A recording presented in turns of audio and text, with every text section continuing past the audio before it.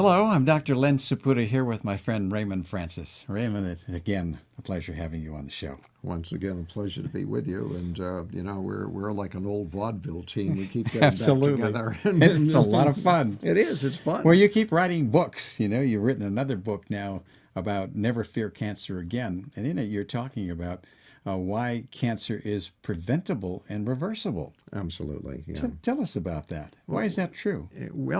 See, there's no such thing as cancer. That's why it's true. Oh, really? A lot of Right. people think they have it. Well, yeah, yes, I know, but they're under a delusion. All right, tell us Yeah. why. Well, because you see, we're all made of these little microscopic units of life called cells. Right.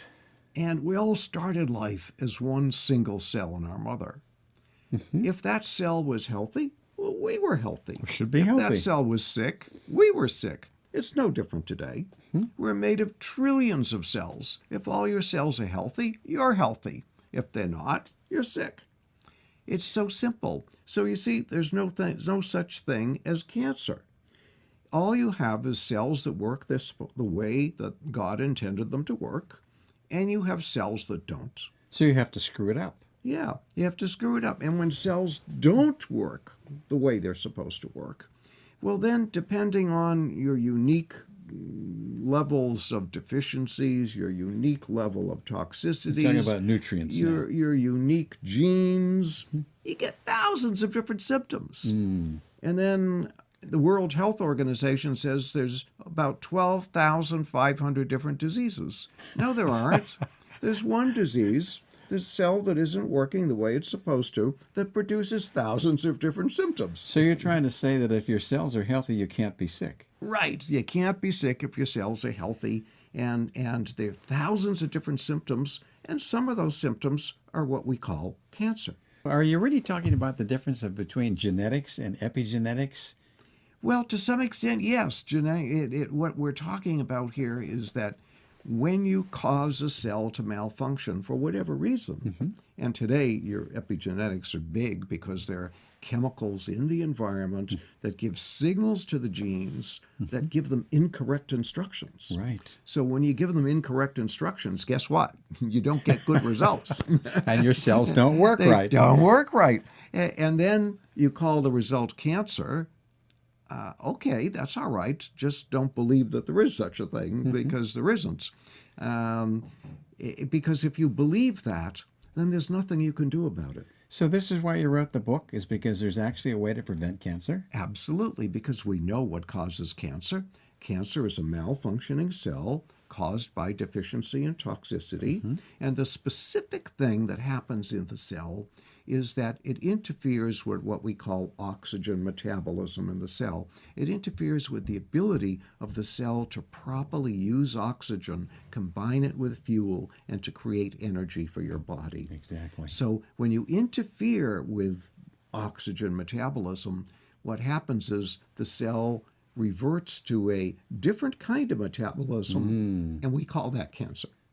Right. But what it is, it's a malfunctioning cell that has been created through deficiency and toxicity. So And how do you reverse this? You're talking about it's possible to reverse it. What do you have to do? Absolutely, it's possible to reverse it. Well, we know what goes wrong. The cell is not properly utilizing oxygen. What you have to do is fix that, and we know how to fix that. One of the things, for example, oxygen, you have the cell membrane. I usually have a little water balloon, but the cell membrane.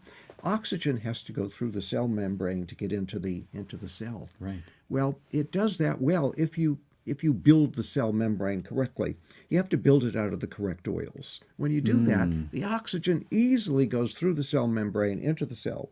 When you build it out of the incorrect oils, guess what? The oxygen doesn't go in, and then you reduce the oxygen metabolism, and you get what we call cancer. So you have to eat the right oils, and the oils of the supermarket are the wrong oils. Right. So you have to learn what are the right oils, and you have to eat them. Another problem is pH. Today, people eat acidic diets. They eat too much sugar. They eat too many grains, too much meat. Coca-Cola, too much meat. Right. They make their bodies acidic. Well, let's say we have 2 glasses of water here. One glass is slightly alkaline, and the other is slightly acid.